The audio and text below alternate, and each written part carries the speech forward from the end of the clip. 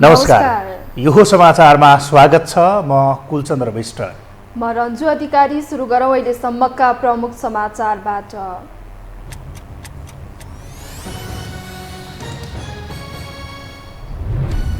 प्रतिक्रियावादीको घेरा चिरेर सरकारको नेतृत्वमा पुगेको प्रधानमन्त्रीको जिकिर। कांग्रेस एमालेसँगको सहकार्य सकसपूर्ण हुने आकलन। चुनौतीलाई अवसरमा बदल्ने जिकिर।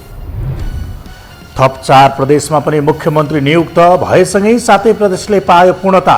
नवनियुक्त मुख्यमन्त्रीको शपथ भोलि। आलो पालो गर्ने केन्द्रको निर्देशन पालना हुनेमा आशंका। विविध कार्यक्रम सहित मनाइयो पृथ्वी जयन्ती। पृथ्वीनारायणका उपदेश अहिले पनि सान्दर्भिक रहेको नेताहरूको भनाई। व्यवस्था पुनरावलोकनमा पूर्व राजाको जोड। दक्षिण कोरिया र जापानका नागरिकलाई चीन प्रवेशमा प्रतिबन्ध। कोरोनाको नाममा विभेद सुरु भएको आरोप। कोभिड नीतिबाट पछि हटेसँगै संक्रमण दर भयावह बन्दै। र नेपाल टी20 क्रिकेट लिगको उपाधि लुम्बिनी अल स्टार्सले जित्यो। विराटनगर सुपर किङ्स 24 रनले पराजित। उपाधिसँगै लुम्बिनीलाई 55 लाख पुरस्कार।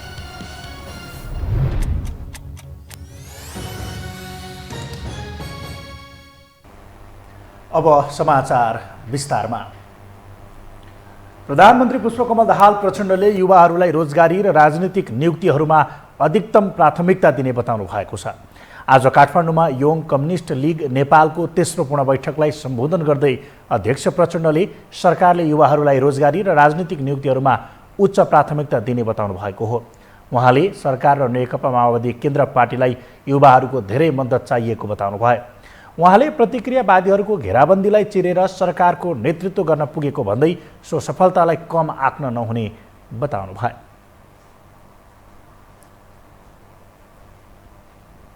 रूपमा विस्तार गर्न, सुदृढ गर्न वाइसिएलको तर्फबाट तपाईहरु वाइसिएल आफै संगठन सुदृढ गरेर सक्रिय भएर संगठन विस्तार गरेर सदस्यता वितरण गरेर पार्टीलाई मद्दत गर्नुपर्नेछ।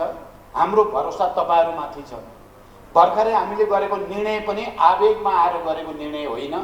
युवाहरूलाई पार्टीका विभिन्न कमिटीहरूमा कमसेकम 20% राख्ने कुरा र आज तपाईहरुले जसरी सुबोधले अहिले यहाँ राख्नुभयो राजनीतिक नियुक्तिमा या पार्टी कमिटीमा या अन्यत्र पनि युवाहरूलाई उच्च प्राथमिकता दिनु पर्यो भने जस्तो भएको छैन भन्ने कुरा राख्नु भएको छ। मेरो ध्यान आकर्षण भएको छ। प्रधानमन्त्री प्रचण्डले आफ्नो संगठनलाई बलियो बनाएर अघि बढ्न युवाहरूलाई निर्देशन दिनुभयो। सरकारले जनताको विकास र समृद्धिको आकांक्षालाई पूरा गर्ने उहाँले बताउनु भयो।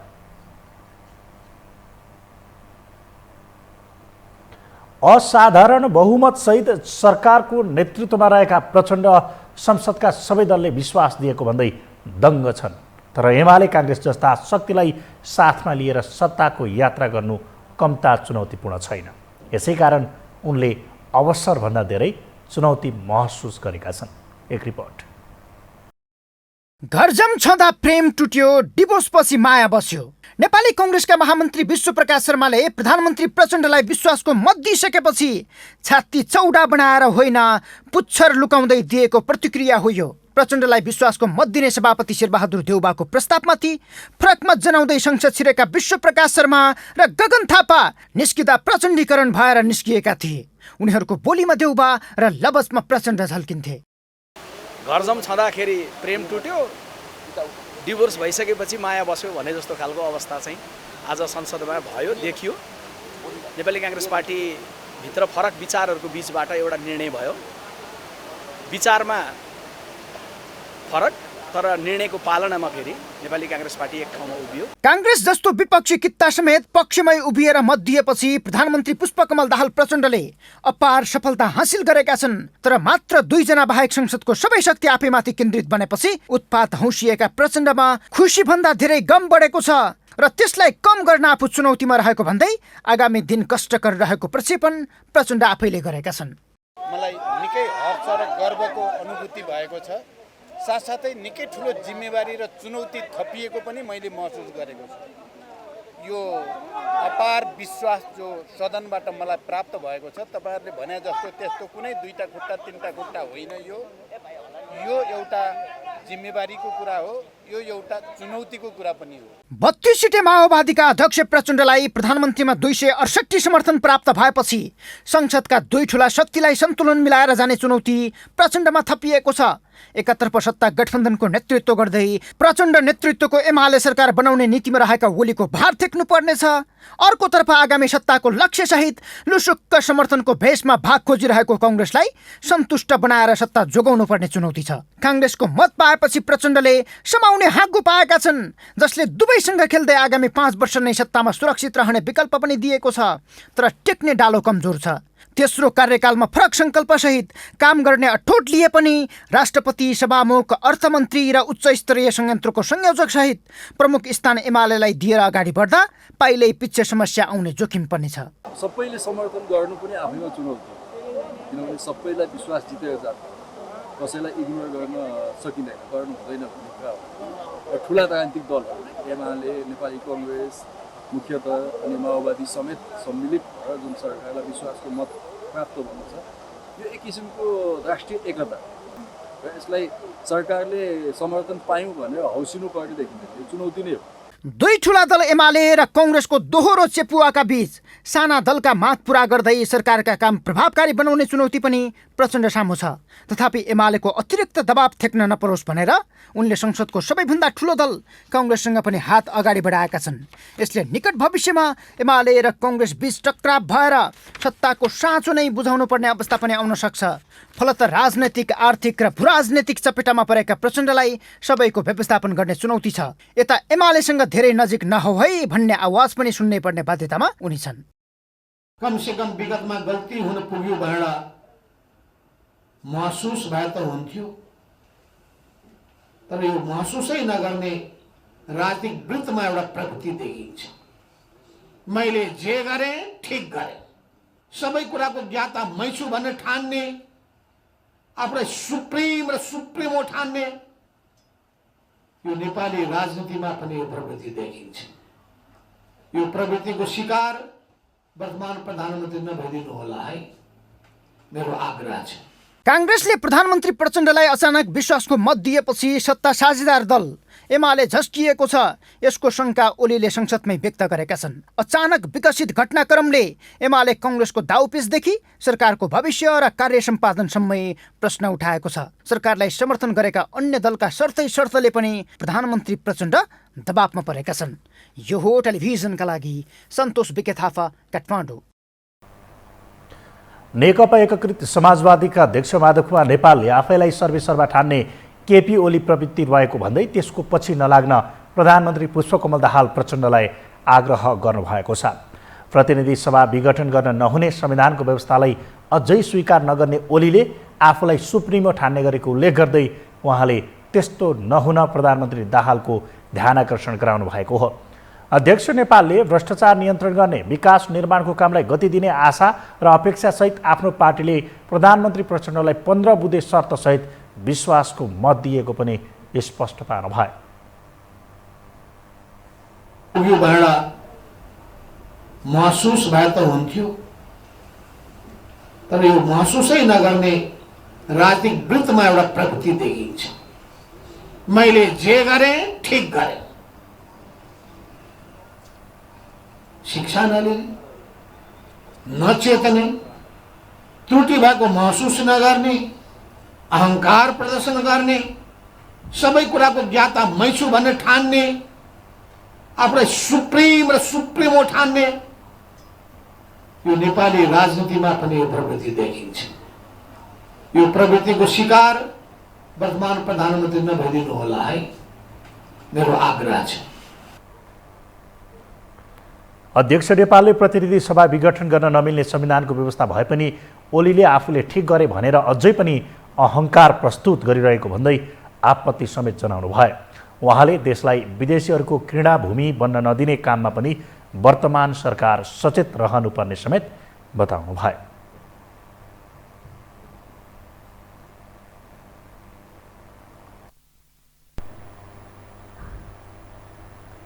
अब बाँकी समाचार। नेपाली कङ्ग्रेसले विश्वासको मत दिँदा माओवादी केन्द्रका अध्यक्ष पुष्पकमल दाहाल प्रचण्ड 2/3 भन्दा बढीको समर्थनमा प्रधानमन्त्रीमा अनुमोदित भए।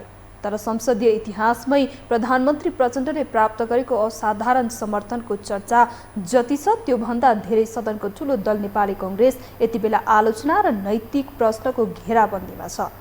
लोकतान्त्रिक अभ्यासमा सदन नै प्रतिपक्ष विहीन बनाएर आखिर काङ्ग्रेसले प्रचण्डलाई किन समर्थन गर्यो त? एक रिपोर्ट।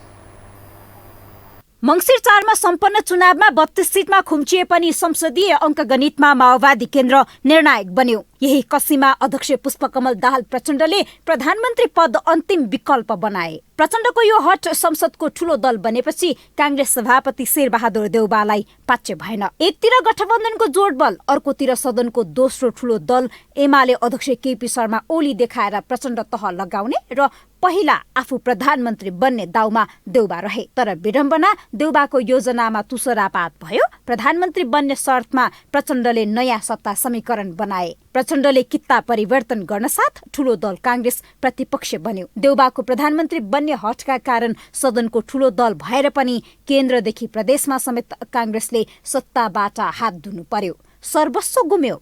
सभापति देउबा एकाएक सबैको नजरमा आँखाको तारो बन्यो। सत्ता गुमेको पिरलो नमेट्दै पुनः पार्टीगत निर्णय नै गरेर मंगलबार सदनमा प्रधानमन्त्री प्रचण्डलाई विश्वासको मत दिए। महामन्त्री गगन थापा र विश्वप्रकाश शर्मा सहित अन्य नेताहरूले फरक मत राख्दै यसअघि प्रचण्डलाई प्रधानमन्त्री अस्वीकार गर्ने सभापतिले पार्टीगत निर्णय नै गराएर प्रचण्डलाई विश्वासको मत दिन लगाए। केही कारणहरू राखिराखेर, संविधानको रक्षाको कुराहरूलाई राखिराखेर, लोकतन्त्रलाई सुदृढीकरण गर्ने कुरालाई राखिराखेर समर्थन दिने कुरा कोही बेला परिस्थितिको आवश्यकता, परिस्थितिको माग या एक खालको विश्लेषण बुझाइको जगमा हुन सक्छ। यति बेला काङ्ग्रेसले विश्वासको मत दिनुलाई नयाँ सत्ता समीकरण भत्काउने र राष्ट्रपति सभामुख जस्ता पदहरूमा बार्गेनिङ गर्ने स्वार्थ लुकेको छ। सत्ताकै लोभले संसद प्रतिपक्ष विहीन बनाएको आरोप पनि काङ्ग्रेसलाई लागेको छ। तर काङ्ग्रेसले यो स्वीकार गर्न तयार छैन। संविधानको रक्षाका लागि मात्र प्रधानमन्त्रीलाई समर्थन गरेको काङ्ग्रेसको दाबी छ। स्वेच्छाचारी ढङ्गबाट चाहिँ चल्ने हो। कानुन, संविधान जहाँसुकै जाओस्, यो सरकार चल्छ के को आधारमा? मेरो निर्देशनमा चल्छ। म नै यसको चाहिँ रिमोट कन्ट्रोल म नै हो भन्ने किसिमबाट जुन प्रस्तुत गर्नुभएको छ, संविधान यो संसद विघटनको मात्रै कुरो होइन, मध्यावधिको मात्रै कुरो होइन, यो समग्र संविधानको रक्षाको विषयलाई नै मध्यनजर राखेर गर्ने। काङ्ग्रेसले प्रधानमन्त्री प्रचण्डलाई विश्वासको मत दिएसँगै सदन प्रतिपक्ष विहीन बनेको छ। यो अवस्थालाई लिएर काङ्ग्रेसभित्रै काङ्ग्रेस आलोचित छ। लोकतान्त्रिक अभ्यासको मसिया ठान्ने काङ्ग्रेसले यसअघि प्रचण्डले सभापति देउबालाई प्रधानमन्त्री बनाएको गुण तिर्नकै लागि जबरजस्त समर्थन गरेको हो अथवा अन्य साँठगाँठ पनि छ भन्ने प्रश्न पनि टटकारो रूपमा उठेको छ।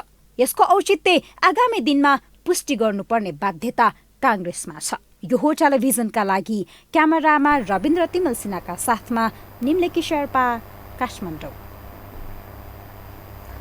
संसदको अत्याधिक मत पाएर प्रधानमन्त्री पुष्पकमल दाहाल प्रचण्डले विश्वास जितेका छन्। 2 सांसद बाहेक सबैको समर्थन पाएपछि संसद प्रतिपक्ष विहीनकै अवस्थामा छ। तथापि चित्रबहादुर केसी र प्रेम सुवालको अजानले संसदलाई अस्तित्वमय बनाएको छ। एक रिपोर्ट। चित्रबहादुर केसीको चित्रमा यो संसद विचित्रको देखियो। न संसदमा खबरदारी गर्ने कोही देखिए, न सत्ताको स्वाद चाख्नबाट कोही पछि हट्न चाहे। तर सत्ता नै अन्तिम सत्य होइन भन्ने बुझेका चित्रबहादुर केसी 80 वर्षको उमेरमा हल्लिएका दाँतहरू कस्दै लर्खराएको जिब्रोलाई सम्हाल्दै खरो प्रतिपक्षमा स्पष्ट बोल्ने दरिलो अडानमा उभिएका छन्। भएभरिका सबै सरकारमा सामेल हुने सरकारलाई समर्थन गर्ने भयो त यहाँभन्दा हाइसन्चो सत्ता पक्षमा बस्नलाई यहाँभन्दा आनन्द के हुन सक्ला? यो कुन किसिमको समर्थन हो मैले बुझ्नै सकेँ होइन। जुनसुकै मूल्य चुकाएर सरकारमा जानै पर्छ, चुनावमा गरेको खर्च उठाउनै पर्छ भन्ने पक्षमा संसदको 79% अर्थात् उपस्थित 270 मध्ये 268 जना उभिएका छन्। मात्र राष्ट्रिय जनमोर्चाका अध्यक्ष चित्रबहादुर केसी र नेपाल मजदुर किसान पार्टीका प्रेम सुवाल प्रतिपक्ष बेन्चमा बस्ने भएका छन्। जुनसुकै मूल्य चुकाएर भए पनि सत्तामा जानुपर्छ, सरकारमा जानुपर्छ, चुनावमा खर्च गरियो पैसा उठाउनुपर्छ भनेपछि हामीले यो सन्देश राम्रो दियौँ जनतालाई। त्यो गठबन्धनको इमान जमान हुन्न, नैतिकता हुन्न। जुनसुकै मूल्य चुकाएर अनि सत्ता र सत्ता बाहेक अरू कुरा केही हुन्न भन्ने जुन हाम्रो संस्कृति छ, जोसुकै नाम लियो, यो व्यवहारबाट तपाईँ चाहिँ जनता खुसी छैनन्। कल्पना गर्नुहोस् त, भर्खरै उदाएको राष्ट्रिय स्वतन्त्र पार्टीका सभापति रवि लामिछानेको खरो गर्जन प्रतिपक्षी बेन्चबाट सुन्न पाएको भए सरकारको मुटु कसरी हल्लिन्थ्यो होला। राजेन्द्र लिङ्गदेनको भ्रष्टाचार गर्नु आमाको रगत खानु समान हो भन्ने आवाज संसदको प्रतिपक्षी बेन्चबाट सुन्न पाएको भए संसदमै भएका भ्रष्टाचारी पनि बैठक छोडेर भाग्ने अवस्था आउँथ्यो होला। वा भ्रष्टाचार जस्ता व्यतिथिकै विरोध गर्दा जुम्ली जनताले पत्याएका ज्ञानेन्द्र शाहीको चर्को हुङ्कार संसदको प्रतिपक्षी बेन्चबाट सुन्न पाएको भए उनी युट्युबमा अझै कति छाउँथे होला। मलको कुरा गर्दा जनताले उठाएका सिके राउतको वैज्ञानिक कुरा संसदको प्रतिपक्षले सुन्न चाहेको थियो। गगन थापा र विश्वप्रकाश शर्माको जस्तो प्रखर आवाज संसदको प्रतिपक्षमा हुन्थ्यो भने यो सरकारले गर्ने आधा गलत काम यसै कम हुन्थे। तर उनीहरू आज हेर्नुहोस् त, उही बुढो अनुहारको पछि लालच मन लिएर घुमिरहेका छन्, अझ भनौँ हात थापेर मागिरहेका छन्। यो देशप्रति केही हुन्छ, यहाँका चाहिँ नेताहरूले यो देशले केही गर्छ भन्ने मान्छेको आशै छैन। एयरपोर्टमा जानुहोस् त, बिहान अन्तर्राष्ट्रिय चाहिँ उमा कति ठुलो तपाईँ चाहिँ सङ्ख्यामा चाहिँ मान्छे विदेश गइरहेका छन्। यही हो हामीले उद्योग खोलेको। चित्रबहादुर केसीले विदेशी युवाको कुरा गर्दा विदेशीकै युवाको सपना बनेर उदाएका रविको मन रसाएन होला। उनी त चाहन्थे राहदानीको लाइन मात्रै घटाउने होइन, विमानस्थलबाट खाडी भासिने युवाको जमात नै रोक्ने हो। यो काम रविले सरकारमै भएर पनि गर्न सक्छन्। तर शक्तिशाली समर्थन सहित संसदको सबैभन्दा विश्वासिलो मत पाएका प्रधानमन्त्री प्रचण्डले भोलि स्वार्थ बाजिने मुद्दामा रविले कदम उठाए सरकारबाटै उठिवास लगाइदिन सक्छन्। गठबन्धनको नेतृत्व गरेका एमाले अध्यक्ष ओलीको चाहना विपरीत रवि चल्न पाउने छैनन्, जसको उदाहरण यही संसदमा देखिएको छ। प्रहरीको फरार सूचीमा रहेका एमाले सांसद लक्ष्मी महतो कोइरी प्रत्येक संसदमा गृहमन्त्री रविकै वरिपरि हुन्छन्। प्रधानमन्त्रीलाई विश्वासको मत दिँदा पनि कोइरी संसदमै थिए। तर प्रहरीले पक्राउ गर्न खोजिरहेका हत्या अभियोगी सांसदका बारे रविमा हुन्छन्। जबकि त्यही संसदको पहिलो बैठकमा बोल्दै रविले सुशासन र अपराधी संरक्षणमा मलाई गुहार्न नआउनु होला भनिदिए। अब बोलेर मात्रै पनि नहुने रहेछ भन्ने प्रमाणित उनकै भनाइले गरेको छ। यसले रविको छविलाई समेत स्वस्थ राख्ने छैन। सायद उनी एमाले अध्यक्ष ओलीको दबावमा परेका छन्, यसै कारण उनी अपराधीकै संरक्षण गर्न विवश छन्। अब भन्नुहोस् उनलाई यो सरकारले कति काम गर्न दिन्छ। केही महिना अघि ध्यान गर्न लुम्बिनी बोलाइएका भारतीय प्रधानमन्त्री मोदीजीलाई प्रसादको रूपमा दिइएको तल्लो अरुण फिर्ता लिनु आवश्यक छ। नेपालको हित विपरीत भएका कोशी, गण्डक, महाकाली, माथिल्लो कर्णाली, पश्चिम सेती, अरुण तेस्रो लगायत सन्धि सम्झौता खारेज गर्नु आवश्यक छ। उद्योग कल कारखाना बेचेर खाने पनि नेताहरू नै थिए। पाँचुन्जेल सत्ताको चास्नीमा डुब्ने रहरले राज्यको ढुकुटी पनि रित्तिँदै गएको छ।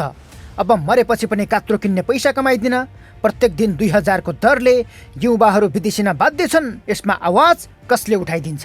यति ठुलो चाहिँ सांसदको सङ्ख्या, यति ठुलो चाहिँ अब खर्च यो राष्ट्रले धान्छ।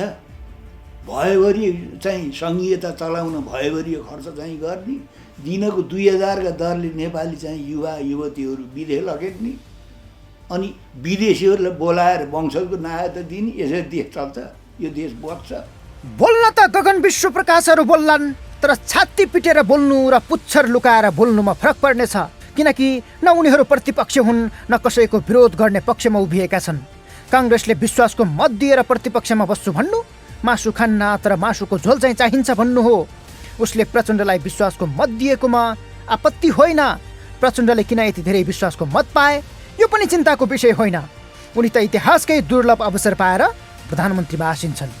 चिन्ता जवाबदेहिताको हो, जनताका मुद्दाको हो। किनकि यो संसदमा देखिएका सबैको अनुहार हेर्नुहोस् त, सबका अनुहारमा लोभ देखिन्छ, लालच देखिन्छ, सत्ताप्रतिको आसक्ति देखिन्छ। अब प्रतिपक्ष कमजोर हुँदा जनताको आवाज पनि कमजोर हुन्छ भन्ने कुरा चित्रबहादुर केसी र प्रेम सुवाल बाहेक अरूलाई कसले बुझाइदिने?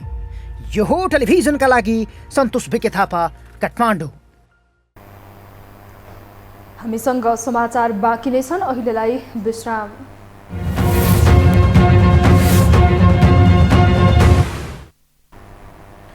विश्रामपछि यो हो समाचारमा स्वागत छ। अब बाँकी समाचार।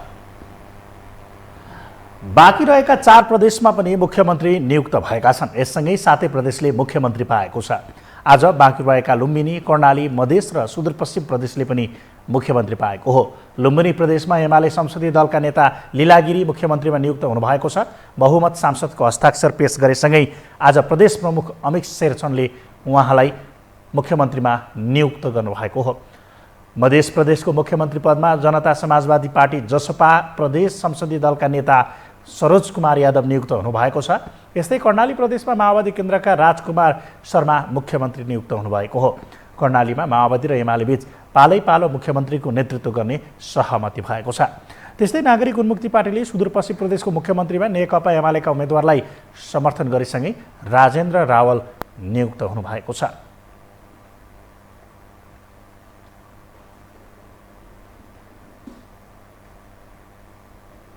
नेपाल एकीकरणका नायक पृथ्वीनारायण शाहको जन्मदिन पारेर आज राष्ट्रिय एकता दिवस मनाइएको छ।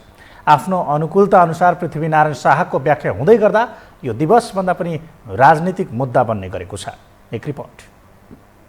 राजाहरूले पनि मानेको राजा पृथ्वीनारायण शाहको 301औं जन्म जयन्ती आज देशैभर विभिन्न कार्यक्रम गरी मनाइएको छ। नेपालमा राजा भन्ने बित्तिकै सर्वप्रथम यदि कसैको नाम आउँछ भने पक्कै पनि उनी पृथ्वीनारायण शाहको आउँछ। तिनै राजाको स्मरणमा राजधानीको सिंहदरबार अगाडि रहेको पृथ्वीनारायण शाहको शालिगमा माल्यार्पण गरिएको छ भने देशका अन्य स्थानमा पनि उनको स्मरण गरिएको छ। दुई 2012देखि पृथ्वी जयन्ती तथा राष्ट्रिय एकता दिवसका रूपमा 27 पुसमा सार्वजनिक बिदा दिई मनाइँदै आएको भए पनि देशमा गणतन्त्र स्थापना पश्चात सो दिवस मनाउन छोडिएको थियो। तर भर्खरै नवगठित नयाँ सरकारले राष्ट्रिय एकता दिवस मनाउन सार्वजनिक बिदा दिएको छ। हिजो कुनै कालखण्डमा पृथ्वीनारायण शाह लगायतका अन्य राजाको शालिग तोड्दै हिँड्नेहरूको नेतृत्वमा बनेको सरकारले अहिले राजाको महत्त्व बुझेको देखिन्छ। 15-16 वर्ष अगाडि जब हामी नुवाकोटमा एकपटक मनाउन लाग्थ्यौँ त्यो बेलामा अहिलेकै सत्तामा बस्नुभएका मित्रहरूले हामीलाई लखट्नु भएको थियो यो सामन्तीलाई के कुरा भनेर। अहिले सबभन्दा त्यो बेला मैले भनेको थिएँ कि एउटा समय यस्तो आउनेछ जब पृथ्वीनारायण शाहलाई माला लगाउने काममा हामीभन्दा अगाडि तपाईँ पुग्नुहुन्छ भनेर आज उहाँहरू पुग्नु भएको थियो। मलाई खुसी लागेको छ। अहिले त के भने एउटा न्यारेटिभ जुन छ नि, एउटा भाष्य जुन निर्माण गरियो त्यो भाष्य तपाईँ किताबमा हेर्नुहोस्, के विद्यार्थीहरूले पढ्ने किताबमा हेर्नुहोस्, त्यहाँ पृथ्वीनारायण शाहले यो देश बनाएको भनेर भन्नको लागि, निर्माता भन्नको लागि पनि उहाँहरूलाई लाज लागेको थियो। अब अहिले उहाँहरूले तपाईँको बिदा दिएर यसलाई राष्ट्रिय उत्सवको रूपमा मनाउने जुन आएको छ, मलाई लाग्छ सकारात्मक कुरो हो। आफूलाई जन्म दिने पितालाई तपाईँले तिरस्कार गरेर कोही पनि सन्तानको इज्जत बढ्दैन। बिर्सेको महत्त्व बुझेर बिदा दिनु सकारात्मक पक्ष हो। तर नेपाली इतिहास र देशको ठूलो गरिमा बोकेको राजा पृथ्वीनारायण शाह विभिन्न समयमा राजनीतिक दाउपेचमा परि नै रहेको छ। राजनीतिक दलको प्रयोग भएका उनी आजसम्म पनि नेताहरूले त्यही दाउपेचलाई निरन्तरता दिइ नै रहेका छन्। राजनीतिक दल र तिनका नेताहरू आफ्नो अनुकूलमा राजा पृथ्वीनारायण शाहलाई व्याख्या गरिरहेका छन्। कम्युनिस्टको सिद्धान्त के हो त? एक राष्ट्र एक भाषा हो कि होइन? एक राष्ट्र एक भाषा। त्यो कम्युनिस्टको एक राष्ट्र एक भाषालाई मास्नको लागि अमेरिकाले ethnic group, linguistic group, language group भनेर ल्याएको छ। अहिले त्यसको प्रतिवादको लागि कम्युनिस्टले एक राष्ट्र एक भाषा भन्छ।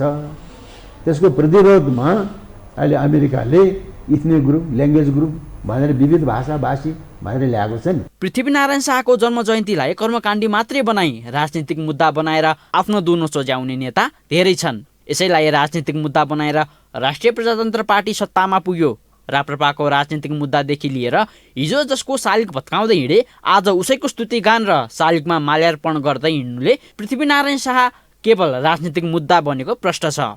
ज्ञानेन्द्र शाह पनि अझै पुर्खाकै भावनालाई समेट्दै पुनः गद्दीमा फर्कन राजनीतिक दाउपेचको सङ्केत गरिरहेका छन्। विश्वासको मतका लागि सत्ताको बार्गेनिङ गरेर यो सरकारले दिएको बिदा भोलि अर्को सरकार आउँदा नहुन पनि सक्छ। यो मन्त्री परिषद स्तरमा मात्रै भएको निर्णयका कारण एकता दिवस कति दिन टिक्ने हो प्रश्न पनि उब्जिएको छ। अहिले आफूलाई अनुकूल पर्दा सबैले आत्मसात गरेका र एकताको भाव पृथ्वीनारायण शाहप्रति दर्शाउँदै गर्दा केही क्षेत्रीय दलले भने अझै पनि उनको गरिमालाई स्वीकार्न सकेका छैनन्, जसका कारण अहिले पनि उनलाई एक समूहले थुकिनै रहेका छन्। अपवादमा यस्तो देखिएको भए पनि भोलिका दिनमा अर्को राजनीतिक दाउपेचको आधारमा पृथ्वी जयन्तीमाथि अन्याय नहोस्। आज नतमस्तक भएका यी राजनीतिक दलहरूले फेरि बदनामीको बाटो नरोजुन्। यो टेलिभिजनका लागि क्यामेरामा विशाल प्याकुरेलका साथ निरज कोइराला, काठमाडौँ। अब बाँकी समाचार। सर्लाहीको सदरमुकाम मलङ्गवामा 4 दशकभन्दा बढी समयदेखि सडक अतिक्रमण गरी बनाइएका भौतिक संरचनाहरू भत्काउन सुरु गरिएको छ। बजारको मुख्य सडक विस्तार गरी कालोपत्री गर्ने अतिक्रमण गरी बनाइएका भौतिक संरचनाहरू भत्काइएको मलङ्गवा नगरपालिकाले जानकारी दिएको छ। एक रिपोर्ट। सर्लाही जिल्लाकै सबैभन्दा पहिलो तथा पुरानो सदरमुकाम मलङ्गवा नगरपालिकामा अतिक्रमित संरचना हटाउन थालिएको छ। मलङ्गवा नगरपालिकाको स्थापना कालदेखि नै मुख्य बजार क्षेत्रमा सार्वजनिक जग्गा अतिक्रमण गरेर बनाइएका भौतिक संरचनाहरूका कारण सडक निर्माण कार्यमा अवरोध उत्पन्न हुँदै आएको थियो। नगरपालिकाले तयार गरेको विकासका योजनाहरूमा बजारको मुख्य सडक विस्तार गरी कालोपत्रे सडक निर्माण गरिने भएकाले अतिक्रमण गरी बनाइएका भौतिक संरचनाहरू भत्काउन सुरु गरेको नगरपालिकाले बताएको छ।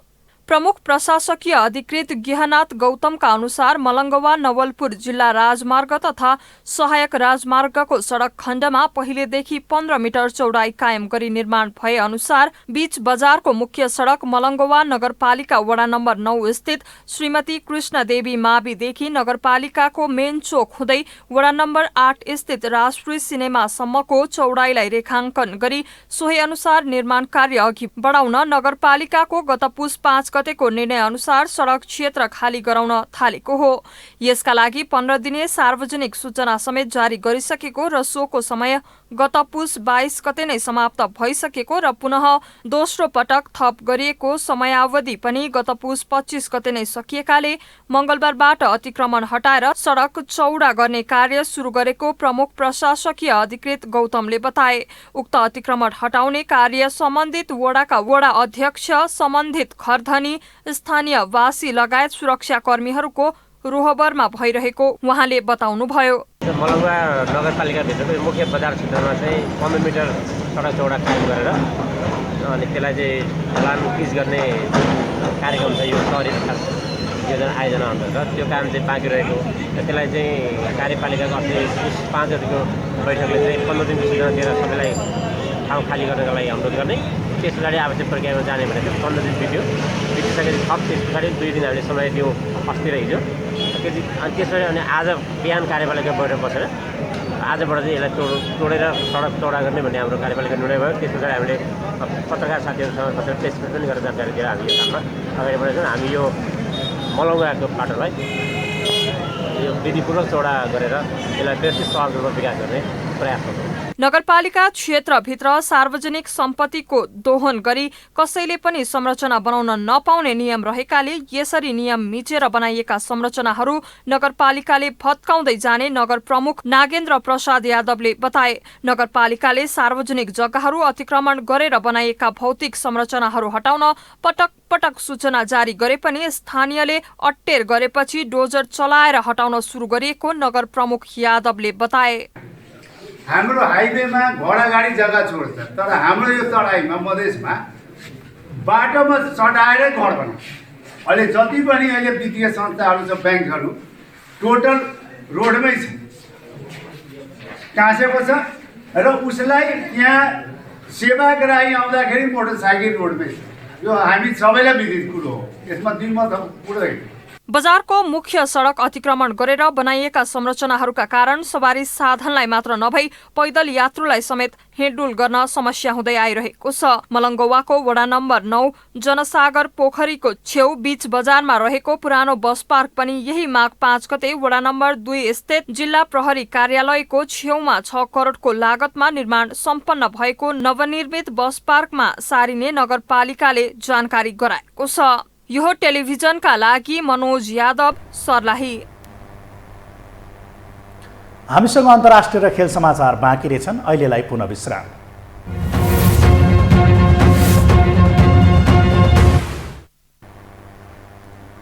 विश्रामपछि स्वागत छ। अब पालो अन्तर्राष्ट्रिय समाचारको।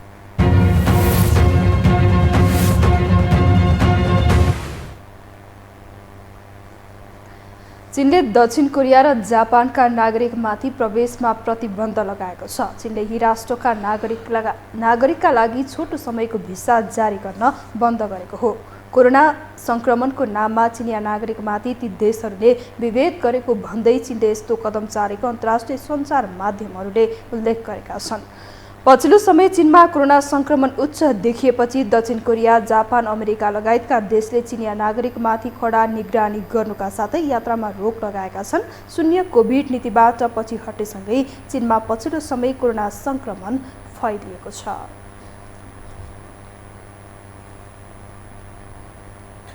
अब पालो खेलकुद समाचारको।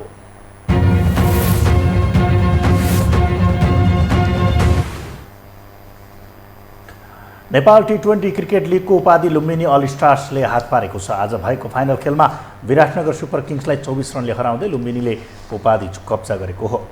लुम्बिनीले दिएको 134 रनको लक्ष्य पछ्याएको विराटनगरले निर्धारित 20 ओभरमा 8 विकेट गुमाएर 109 रन मात्रै बनाउन सक्यो।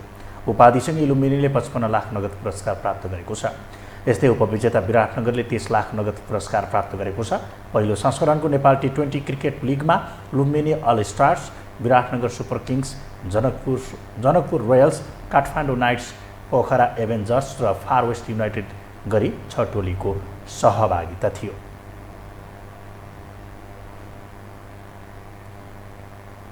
खेलकुद समाचारसँगै हामी यो समाचारको अन्त्यमा आइपुगेका छौँ। विदा हुनु अघि प्रमुख समाचार पुनः एकपटक।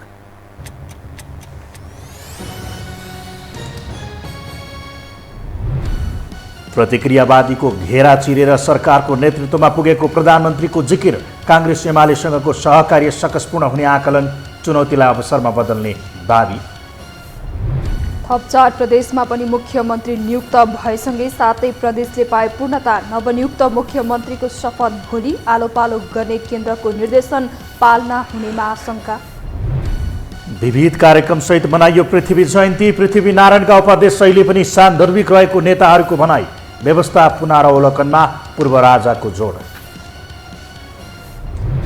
दक्षिण कोरिया र जापानका नागरिकलाई चीन प्रवेशमा प्रतिबन्ध। कोरोनाको नाममा विभेद सुरु भएको आरोप। कोभिड नीतिबाट पछि हटेसँगै संक्रमण दर भयावह बन्दै।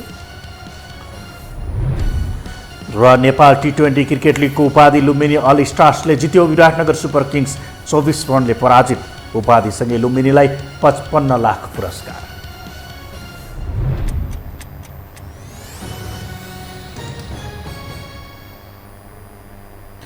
हवस् त, यो समाचार सकियो। समाचार बुलेटिनका साथै यो टेलिभिजनका सम्पूर्ण कार्यक्रम yoho.television.com, yohoखबर.com, युट्युब र फेसबुकमा पनि पढ्न र हेर्न सक्नुहुनेछ। मोबाइलमा योहो टिभी एप डाउनलोड गरी हामीलाई प्रत्यक्ष हेर्न सक्नुहुनेछ। तथ्यसहितको निष्पक्ष समाचार तथा मनोरञ्जनका लागि हेर्दै रहनुहोला योहो टेलिभिजन। नमस्कार।